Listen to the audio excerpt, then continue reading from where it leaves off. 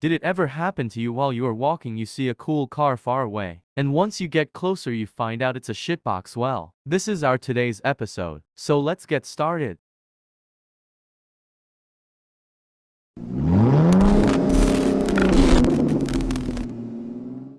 Number 10. Shuanghuan CEO. In the late 90s and early 2000s, BMW released a new successful off-road car, which was called the X5. The Bmw X5, the only SAV in its class with a standard full maintenance program. The X5 was marketed as a sports activity vehicle SAV, emphasizing its on-road handling and performance, which set it apart from many other SUVs that prioritized off-road capability. The 2004 model offered several engine choices, including the 3.0-liter inline-six and the more powerful 4.4-liter V8, producing 355 horsepower and 324 pound-feet of torque.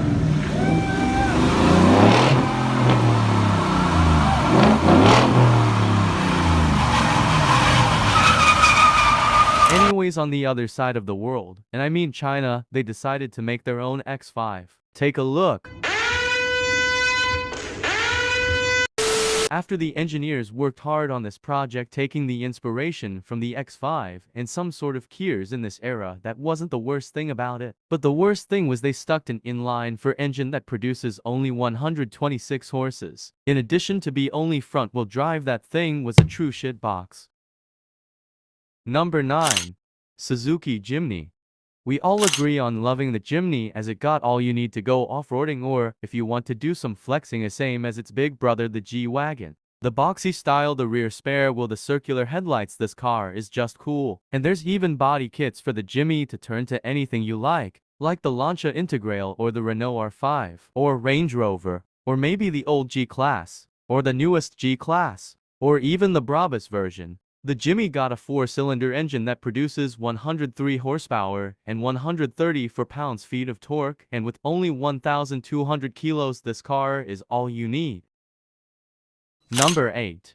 99 Ford Taurus. Back in the golden era of the Japanese cars, which gave us the Toyota Supra, the Honda NSX, the GTR R34, or the Mazda RX-7, and still many more. But the Mazda RX-7 was really special even till today, and for many reasons, which are timeless design and exhilarating driving dynamics. Its lightweight, balanced chassis paired with the unique twin-turbocharged rotary engine creates a thrilling driving experience, offering razor-sharp handling, and it could rev up to 8,500 RPM.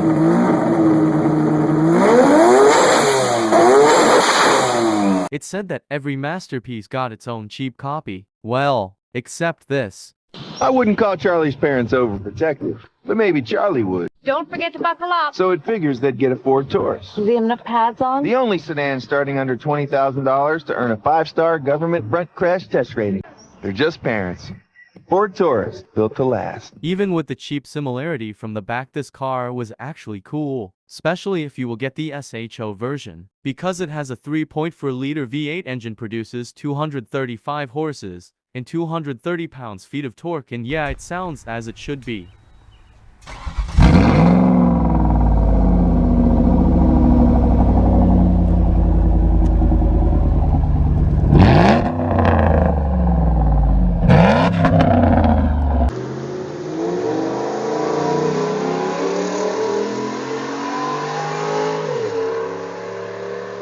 Did I mention that Yamaha, the same company that makes bikes and also made the exhaust system for the Lexus LFA, that same company was involved in developing this car? Do you need any more reasons to buy one? Number 7. Daewoo Nubira. In the early 2000s, especially 2003, Maserati revealed a new cool, expensive, elegant car with a stupid, unreliable T-shifter. Anyways, it's developed by a Ferrari V8 engine that you can find in Ferrari California and Ferrari F430, and also on the quattroporte. That engine produces over 400 horses. Take a listen.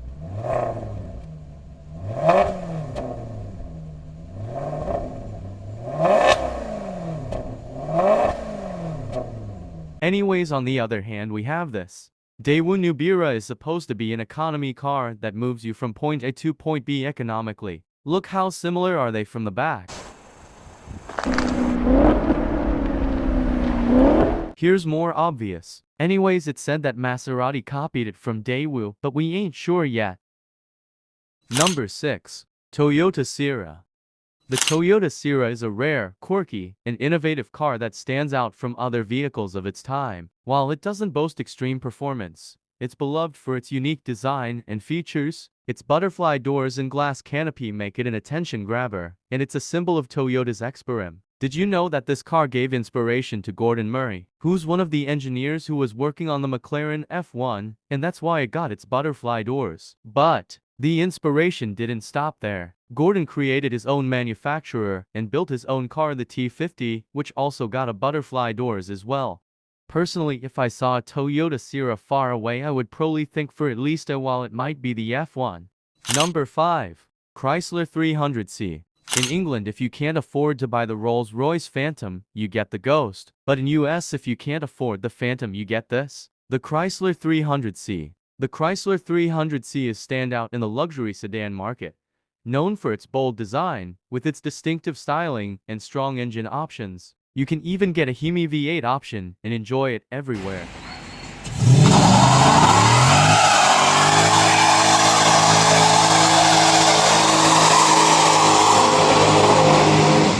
Yeah, it's not as luxurious as Rolls-Royce Ghost, but hey, they look really similar to each other from the front or the side. And if you're still not convinced, you can put a Rolls body kit on it or even Bentley Continental GT. Number 4. Kia Amanti. Where is it written that a big car has to be boring? That only the rich get to feel safe? Where is it written that luxury is only for the few? If it is written somewhere, we couldn't find it. Introducing the Kia Amanti. The Amanti came with asking price of 25 grand. For a price like this, you could get a used Acura TSX, or used BMW 3 Series, or Mercedes C-Class, or even Audi A4. Anyways, I wouldn't pay 25 grand for a Kia brand with V6 that only produces 200 horsepower and 230 pounds-feet of torque, in addition to copying the design from Mercedes and also Jaguar. So it deserves the stamp. Number 3. Chrysler Crossfire. In 2004, Chrysler released its new sports car. The 150-mile-per-hour performance-tested Chrysler Crossfire. Lease one for only $299 a month if you're a well-qualified lessee. Anyways, that car looked like It is that this shape reminds me of, and last night it came to me. You know when a dog's doing its number twos, that kind of arched back thing? That's what it is! Anyways, that car was cool and also came with cool engine options, like Mercedes-Benz M112 V6 engine that can be found on the Mercedes-Benz SLK32, or you can upgrade to the SRT version, which produces 330 horsepower and 310 pound-feet of torque. And it sounds cool. Take a listen.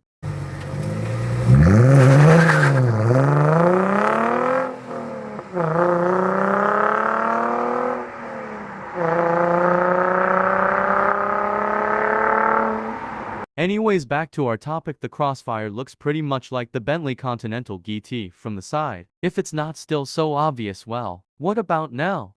Still, what about now? I think it's very obvious now. Number 2. Chevy Impala. This car was the continuous of the Chevy Impala model, and as many cool American cars back then, Chevy Impala was one of these which got affected by the oil crises in the 70s. And this was the evolution of the Impala, as it for the first time got a V6 engine instead of a big V8. Anyways, it didn't take the inspiration directly from the GTR. The GTR's rear, especially in models like the R34, is known for its distinctive circular taillights and performance. Although both cars shared circular taillight designs during that era, which was the trend back in the days, you could find it on the C5 Corvette, or the Ferrari 360, or the Lotus Elise, and many more. People started to make memes of this Impala like this one, which I find pretty funny. Anyways, the Impala came with a 3.4-liter V6 which produces 180 horsepower, or you can upgrade to the performance version which got 3.8-liter V6 produces 200 horsepower, and hear how it sounds.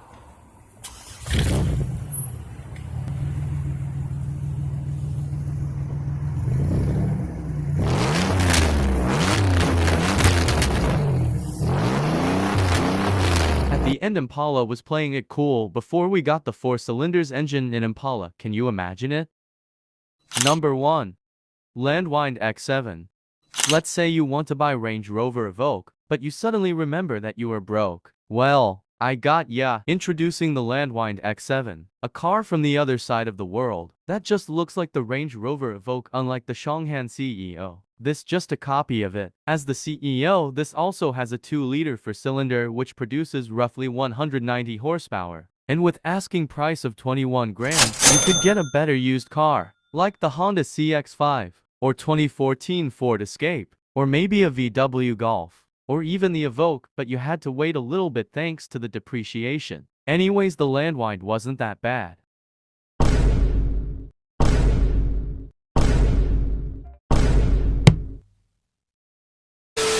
Anyways, that was it for today. Hope you enjoyed the video, and if you have any ideas for upcoming videos, tell me in the comments. And see you in the next one. By the way, here's a video I made before. I don't recommend you to watch, so feel free.